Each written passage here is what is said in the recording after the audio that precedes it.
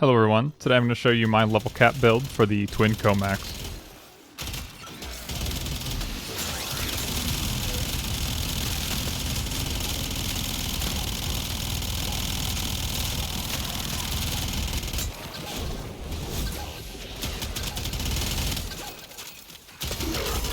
The Twin Kohmaks have an 11% crit chance, which is pretty bad, but we'll be fixing that with some other stuff on our build. Then they have a 2x crit multiplier, which is average, so that's great. We'll be able to do damage when we get our crit chance up. And then they also have a 69% status chance, which is pretty nice. This is kind of misleading though, and then also you just don't see any multi-shot, even though this is a shotgun on here.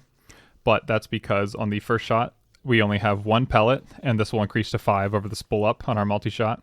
And then same with our status chance, except it goes the other way. It goes from 69% chance on our first pellet down to 13.8% status chance, which is still pretty good for a shotgun. The main problem with the Twin Kohmaks is that they have a pretty long reload, and they have an abysmal magazine and ammo maximum for the type of weapon that they are. They just go through ammo like no other. Then for the build on our Twin Kohmaks, we'll be using Secondary Encumber. And this is the new Arcane that makes it so when you proc a status effect, we'll have a second random status effect.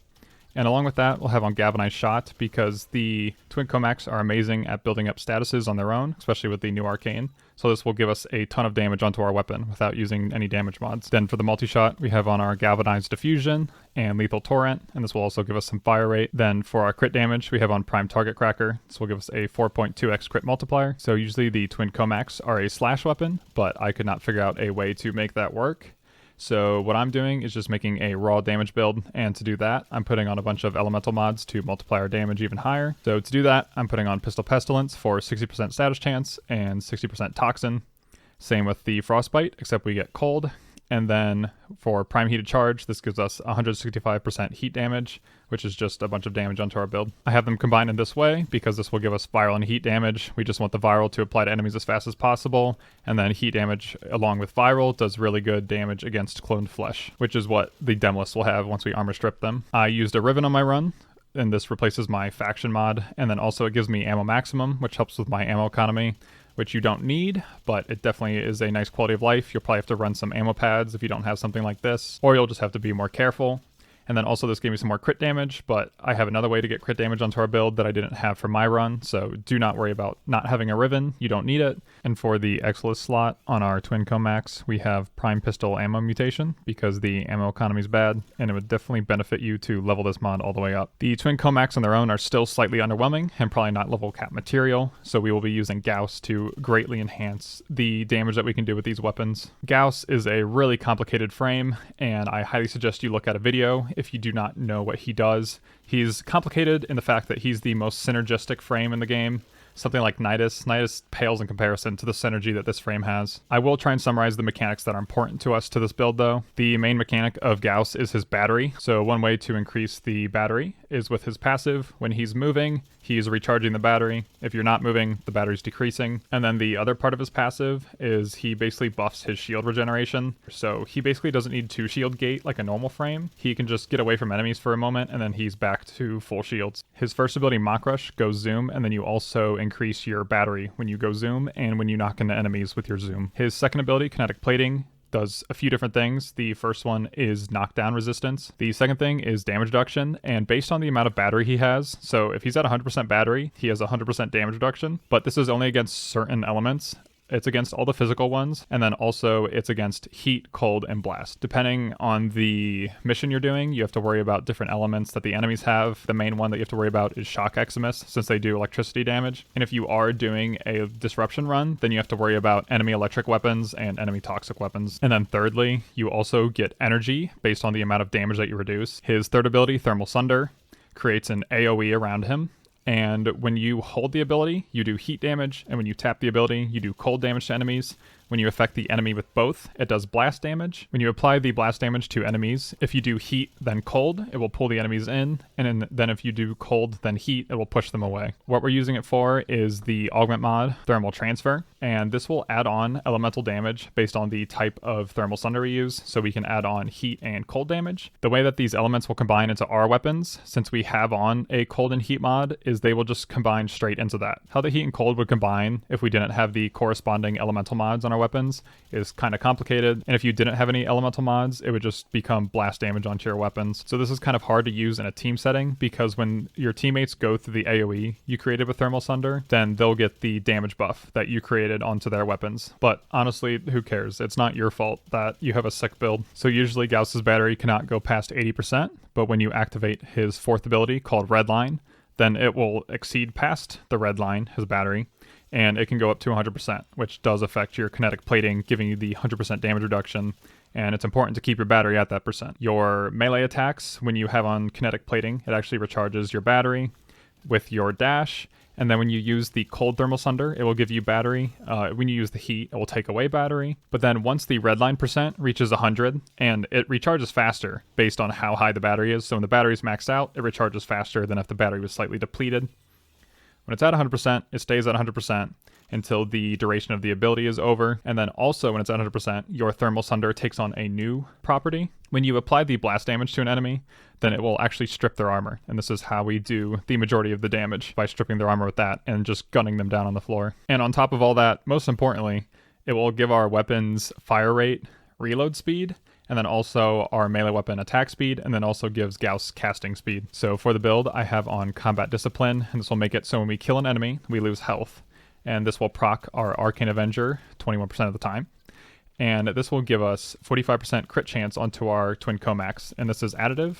So this will just become from 11 crit chance to 56% crit chance. And then along with our Arcane Avenger, we will be putting on another Arcane to buff our weapon, and this is Arcane Pistolier. When you get a headshot, you have a 60% chance for 100% ammo efficiency, which means you don't use ammo at all for 12 seconds. And this is really easy to proc with the Twin Kohmaks because they spread out so many bullets.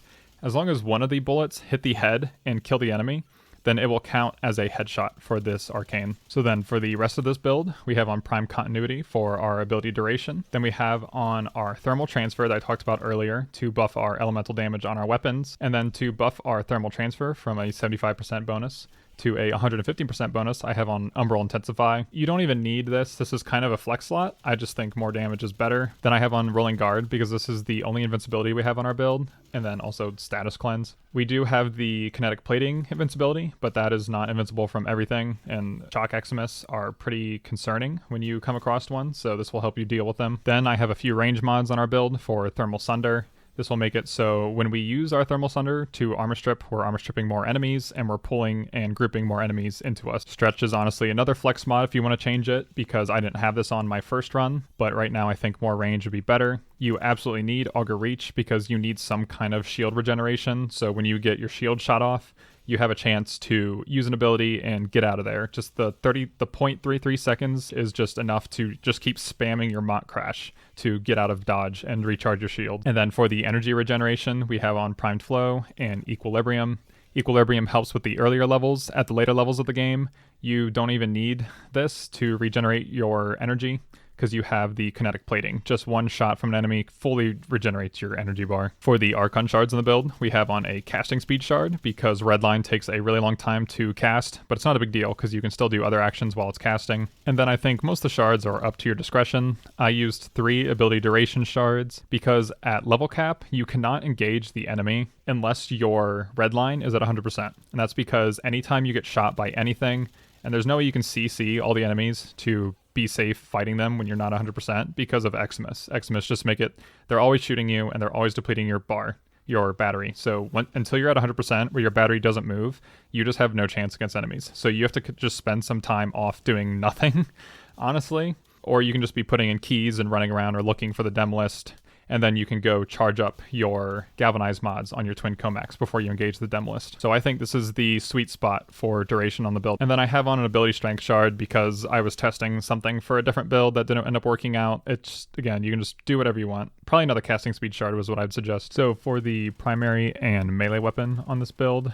I had completely different ones for my level cap run, but I am changing them up because they ended up being useless once the enemy level got too high. So I already know that these 2 weapons will be much more beneficial to the build. So for the melee weapon, I'm using a Exodia Contagion Saw, and this will be to kill acolytes, and then maybe strip the Overguard off of Shock Eximus at later levels. I'm not sure how good it is because I haven't done the run with it yet, but this might be good for doing that, and it would be a great benefit to the build, so you don't have to get too close to the Shock Extremist. So for the build on the Zaw, it's just a normal Exotic Contagion build that's focused on the heavy attack Exotic Contagion throw. If you don't know how to do that, you go into melee only mode by holding your weapon swap button, and then you double jump, aim, slide, and hold heavy attack. For the primary weapon, we are using the mutalist quanta. The mutalist quanta, on its alternate fire, shoots out this orb, and it provides a variety of buffs. When you stack 3 orbs on top of each other, which you can do that with multi-shot, then when you shoot through the mutalist quanta orb with any weapon, it will provide a variety of buffs to the damage. The first one is 500% electricity damage onto the weapon.